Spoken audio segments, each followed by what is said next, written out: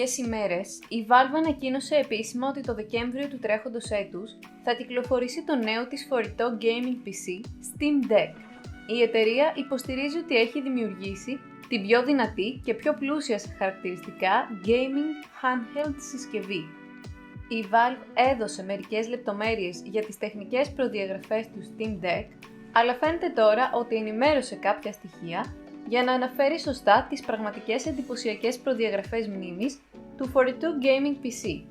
Αρχικά είχε αναφερθεί ότι το Steam Deck θα ήταν εξοπλισμένο με Dual Channel RAM, ενώ τώρα η εταιρεία λέει ότι η νέα συσκευή θα έρθει με Quad Channel 32-bit LPDDR5 με μεγάλες ταχύτητες. Η αλλαγή από Dual Channel LPDDR5 σε Quad Channel 32-bit LPDDR5 είναι σημαντική, καθώς αυτό επιβεβαιώνει ότι το Steam Deck θα έχει τεράστιο bandwidth. Το memory bandwidth έχει ιδιαίτερη σημασία για μια gaming συσκευή όπως το Steam Deck και αυτό σχετίζεται και με την επιλογή chip της Valve.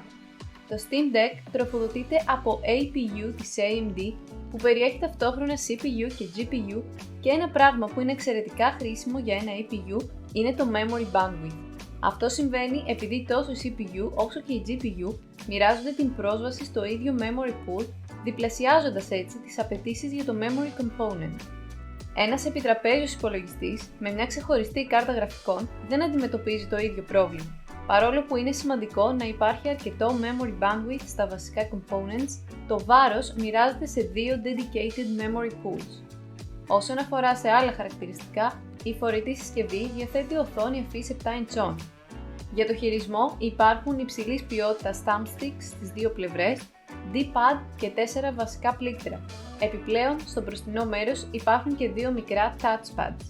Στο πίσω μέρος υπάρχουν τα κλασικά shoulder buttons και triggers. Το Steam Deck διαθέτει επίσης ενσωματωμένα ηχεία, Bluetooth, onboard μπαταρία 40W που διαρκεί για αρκετές ώρες παιχνιδιού και πολλά άλλα. Διαθέτει επίσης ένα dock για σύνδεση με άλλες οθόνες, το οποίο ωστόσο θα πωλείται ξεχωριστά. Το Steam Deck θα τρέχει το SteamOS, αλλά θα μπορείτε να εγκαταστήσετε και Windows, καθώς θα έχει τις προδιαγραφές ενός mini PC. Με βάση αυτά τα χαρακτηριστικά, αλλά και μετά την αλλαγή σε σχέση με τη μνήμη, φαίνεται ότι το φορητό gaming PC της Valve θα είναι μια καταπληκτική συσκευή.